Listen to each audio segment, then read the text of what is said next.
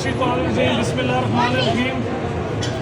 आज हम जो ये सैनिटेशन स्टाफ ये जो आज जमा हुए हैं, ये सब अपने हक और हुकूक के लिए जमा हुए हैं। ये वासा में ये कहते हैं कि हमारे पास पोस्टें नहीं है।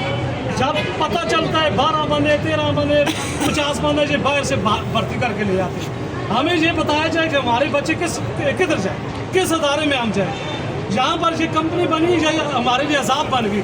आप शहर का हालात देख लें कि जिन लोगों को सफाई का सुथराई का जिन लोगों को पता ही नहीं है, उन लोगों को इन्होंने भर्ती किया है और शहर के आते हैं, शहर जो गंदगी का ढेर बन चुका है। और जो अगर कोई इनके पास आ भी जाए नौकरी के लिए तो 3 महीने के लिए रखते हैं कॉन्ट्रैक्ट पर, डेली बेसिस पर, तो वो भी उसके लिए भी इनको स्टाम्प देना पड़ता है। मुझे ये बताया जाए कि किस महकमे में ज़िला एबटाबाद का वो कौन सा महकमा है जहाँ पर स्टाम्प पर नौकरी मिलती है। तो यहाँ पर ये स्टाम्प लेकर भर्तियाँ करते हैं, 3 महीने का कॉन्ट्रैक्ट करते हैं, 3 महीने बाद जो है उसको निकाल के सिफारशी लोग भर्ती कर ले। तो जिसके हम पुरजोर मजम्मत करते हैं और ये मुतालबा हुकूमत वक्त से ये मुतालबा करते हैं कि ये जो भर्तियों वाला सिलसिला ये बार बार ये चोर दरवाजे से ये जो लोग भर्ती कर, इसको फिलहाल बंद होना चाहिए।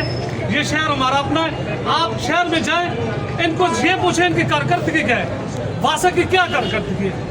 आए हमारे साथ शहर में जाएं, घूमें। शहर जो है एबटाबाद इतना खूबसूरत ये शहर था, आप देखेंगे गंदगी का ढेर बन चुका है।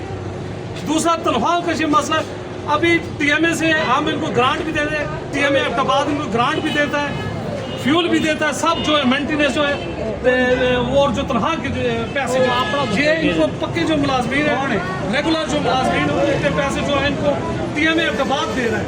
ये जो अगर किसी के एक दिन की एब्सेंट होती है, 4-4 दिन की उनकी सैलरी काट लेते हैं, तो बंद।